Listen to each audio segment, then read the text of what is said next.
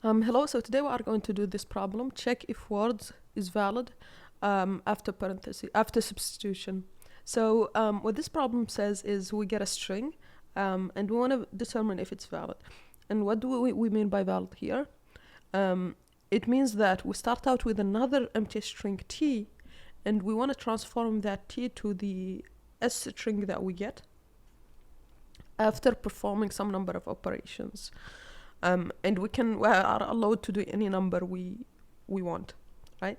And the operation is inserting the string ABC exactly into any position of the string t.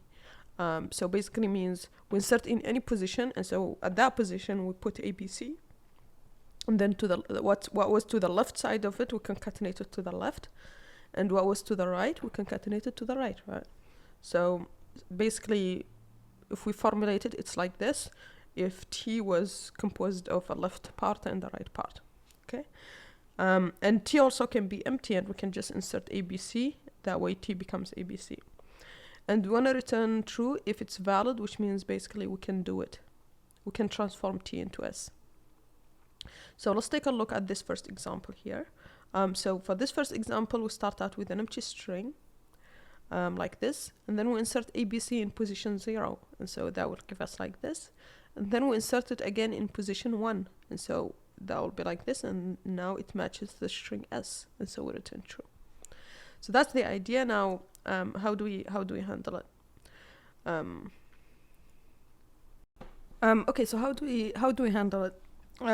So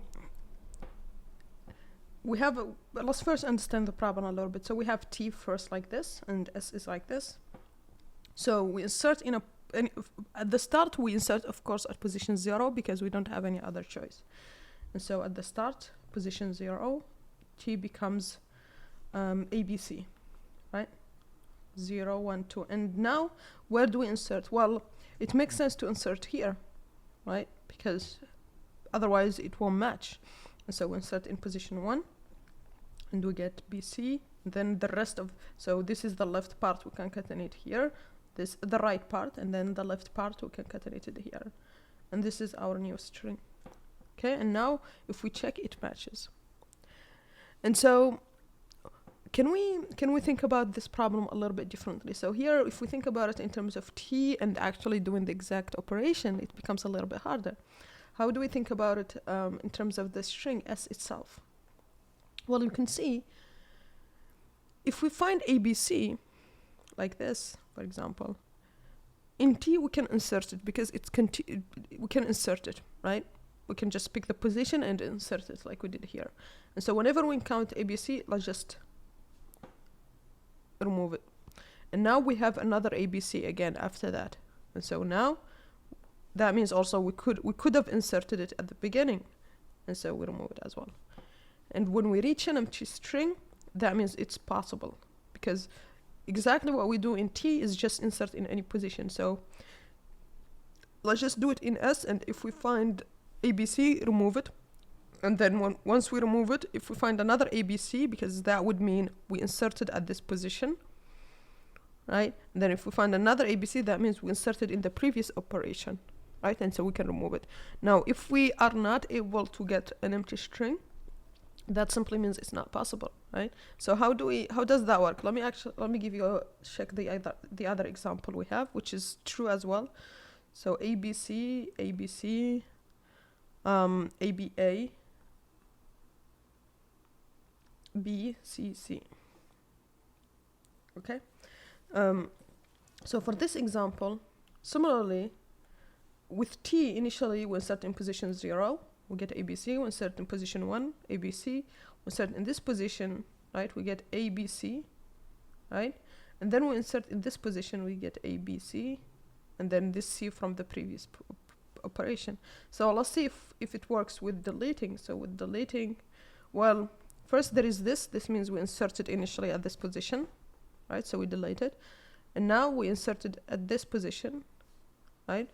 And now we see that we have another one here. We inserted at this position. And now what's left? This here, okay? And you can see it becomes an empty, and this maps exactly. Now, how do we how do we do this deletion easily? Because you can see it's not just going through the string, because, for example, here, once we deleted this, we ended up with another string starting from the previous character. And this actually is sort of like Tetris, right? When you get 3 blocks that are matching colors and that are matching shapes, it collapses the similar ones, right? And so how do we do that? Well, sort of like Tetris, sort of like in a stack format, right? So what does that mean? Let's take the first string. Let's take this A, B, C, B, C. So what we can do, we get a string, we add it, we get a string A, we add it, we get B, we add it, we get C, we add it. But anytime we get 3 letters that match A, B, C in the stack, right? 3 letters, consecutive letters that match A, B, C, we delete them. And so we delete this one, and then we push B again, and we push C, and now we have also 3 letters that match. So you can see where the stack is useful, because we are able to delete, and we are able to find if there is a new match. So we delete it as well. And now at the end, how do you find if it matches? Well, if the stack is empty, that means that there is a map. There is a match, right? It's possible to construct this T. And so, yeah, that's pretty much the idea. So we just, each time we push, we check the 3 previous characters in the stack. If they match, that means we have a solution. Now let's try it on just another example. Just make sure this is on an example that doesn't work, just to make sure this is clear. So A, B, C, C, B, A. For this one, it's not possible because we can insert here, but then this one is reversed. So even if we insert here, it won't work, right? If we insert another string, then it will increase. If we insert 2 times, then it will be different than S. So it's not really possible to get T that matches. Let's see if with the stack we can see that. So first we add A, then B, then C. Now we have 3 strings that match, so we pop them off. Sorry about that. So we pop them off, and then we have C, B. We don't have a string that matches, we have A, right? And this doesn't match. Remember, the string that matches that we are looking for is CBA. In the order of the stack is CBA, and when we check it as a list, because stack is a list, we want to match ABC, but this here, if we check it as a list, it's CBA, and so it doesn't match, and so we don't pop. And so when we finish the string, we check is the stack is empty. It's not, and so we return false.